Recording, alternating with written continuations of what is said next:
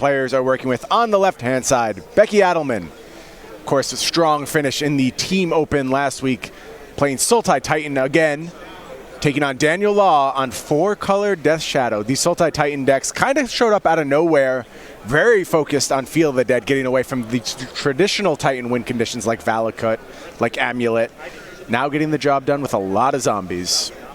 Yeah, we see certain, as the meta game rotates, we see certain things come in and out of vogue, where it's like, all right, people are trying to do things with Valakut or with Field of the Dead, and we're able to play a lot more hate cards towards that, Blood Moons in the main deck or something along the way.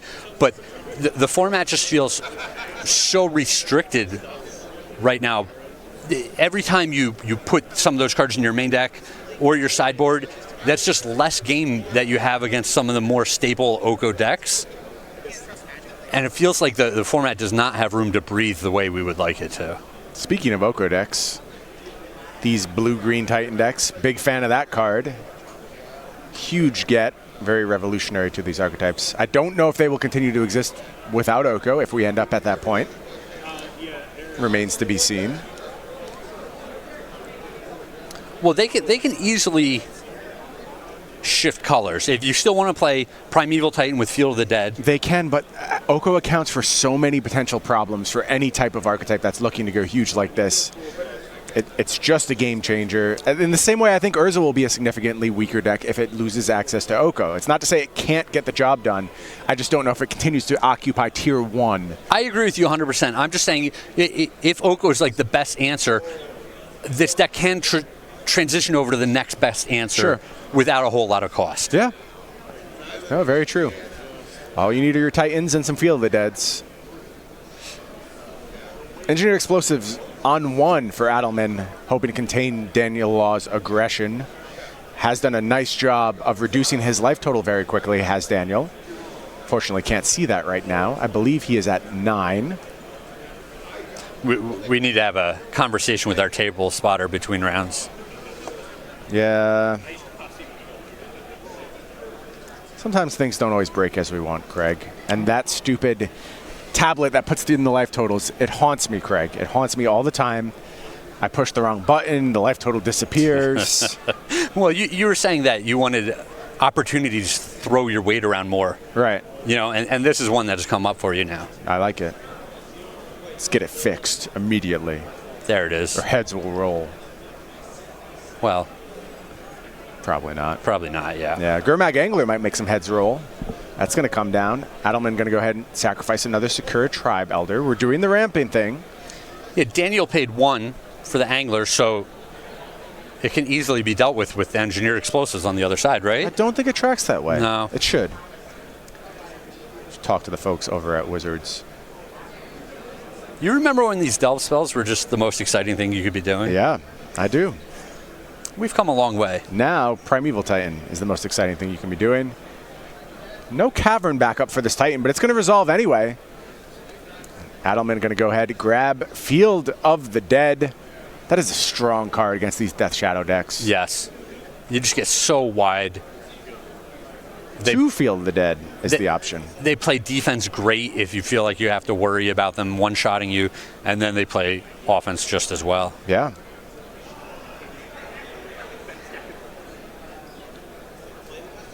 Field of the Dead going to go ahead and make some zombies. Yeah. And that's going to elicit a scoop. Yeah. So Vesuva retains its name when it's copying something else? Is that what happens there?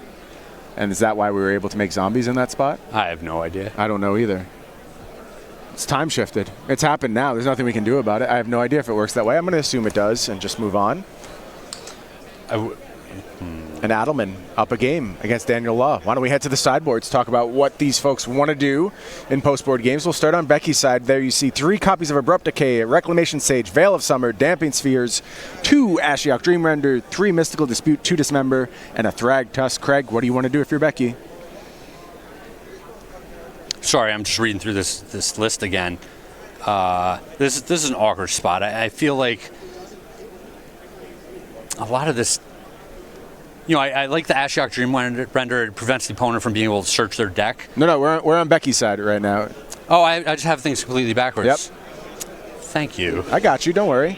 All right, so I like the abrupt decays if Becky feels like she needs more answers to some of the creatures. The Veil of Summer, to me, is just always a good card. Yep. Counters all of their discards and any potential counter spells they might have.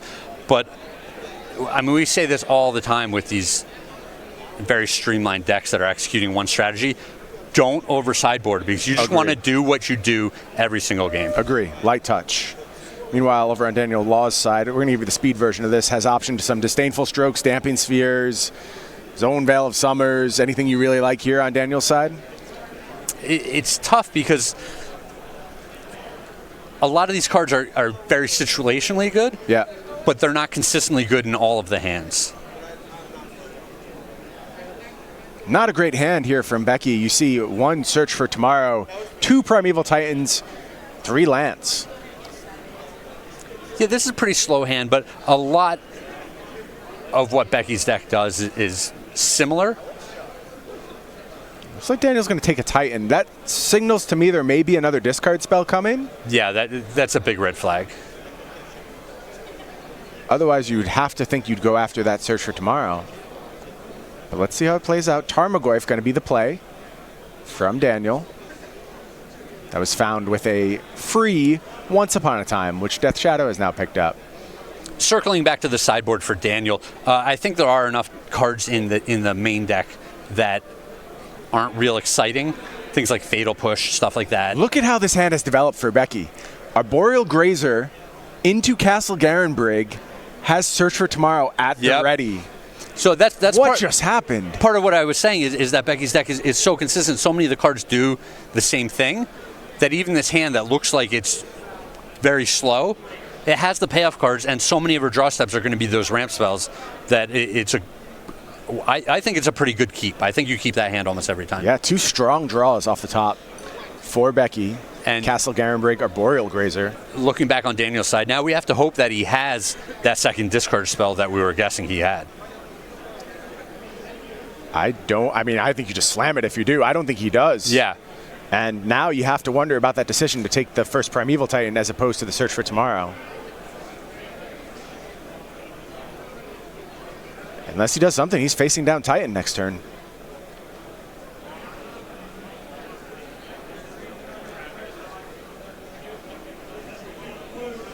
Gonna go ahead, play a land. Little fetch action, falls to 11.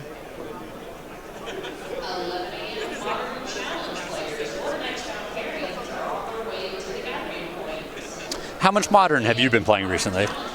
A good amount. Yeah? A good amount. Now, have you been dabbling in a lot of things, or are you, let me get to be expert level with the best deck? Oh, Craig, you must not pay attention to my Twitter account. I am looking to further the science of Modern, unlike everyone else, content to just do these very pedestrian things. I, like a true connoisseur of the format, was very smart and combined Oko with Primeval Titan. And then added Urza to the mix. And then there's and more. Now you mush all these cards together, and you really can't lose anymore. You just play one of these cards that's going to win on its face. I had a Urza on turn 3 that just made a bunch of blue mana with my artifacts, and then put a Titan to play. I hit a Titan off an Urza spin, which felt really nice. Oh, what a world we live in. So yeah, I just casually broke the format in half. Yeah, oh man. Surprising to not see more of it here this weekend. I thought it was a shoo-in to just take over the format. Revisiting what you were saying, so if Daniel had stripped away the Search for Tomorrow, everything's fine. Yeah, he has a whole nother turn of attacking with his 2 very large creatures. Yep. Yeah, things broke in a really unfortunate way for Daniel, and now is going to have to try and find a way through a rapidly evolving battlefield for Becky Adlman. Now, in case you can't tell, Craig, I'm being a little facetious about my Urza Titan team up. I did go 4-1 in the only league I played, which was surprising, honestly, for what I put together as a bit of a meme. It was powerful, though. You play one of those cards, and it feels like you can't lose anymore. Sure, yes. But you are also, you like to brew. You like to I do. I can't leave well enough alone. Yeah. You're always trying to turn lead into gold. Yep. That is true. So it looks like those two zombies going to go ahead and hop in front of the attackers from Daniel. Daniel does have the answer to the Titan in the form of Assassin's Trophy. That's going to bring a zombie into play. Yeah, super important to get that Titan off the board, but the Field of the Dead is also such a problem. How about the second Field of the Dead, no. Craig? Is that a problem? And now it's so tough for Daniel to come back because Becky's deck is just going to produce offense on every single turn. Yeah, every draw step is going to be a land that produces multiple zombies or something that searches towards a Titan that'll really close out the game. Yeah, you reach this point as the blue-green Titan decks, and there are a few dead draws left in your deck. Very few. Here's a Plague Engineer. Okay. That can come down, make these zombies a little smaller. I mean, I think these zombies are just mostly content to play defense, though, until things really snowball in Becky's favor. Takes a draw. Plays Ghost Quarter. Going to use that on Daniel. Wonder if there is some consideration to turning it on yourself. You'd have to count the lands exactly, but maybe you can get away with that. Yeah, just using the Ghost Quarter to translate into some more zombies. As it stands, though, you're keeping Daniel off red mana, which seems fine as well. One, it's funny now he's peeking at the Teamer Battle Rage in his hand. Yeah. Yeah, so smart call there from Becky Adlman. Another red source available to Daniel in his deck? I don't think there is.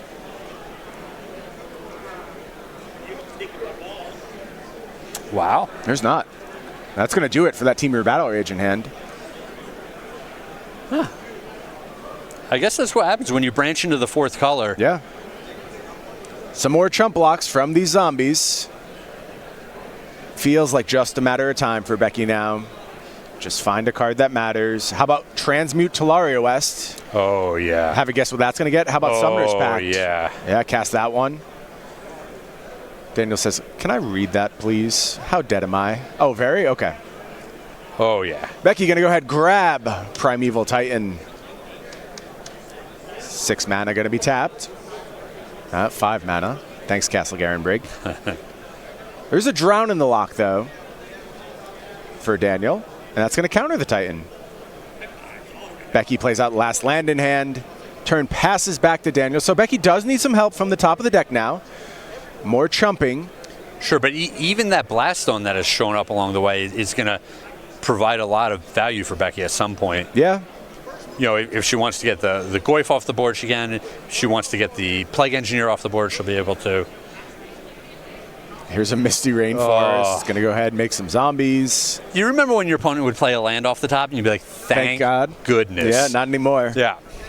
That is a thing of the past, thanks to Field of the Dead.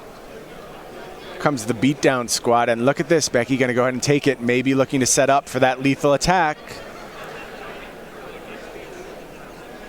Yeah, we're going to take that blast zone up. Get another land, put 2 more zombies into play. Yep. Now that Plague Engineer vulnerable to the blast zone. Becky's going to take a draw.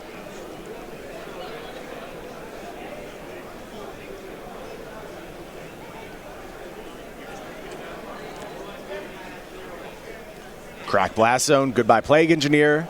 Zombies back to 2/2s. Daniel just at 8. And that's going to get the handshake. And Becky Adlman takes down Daniel Law.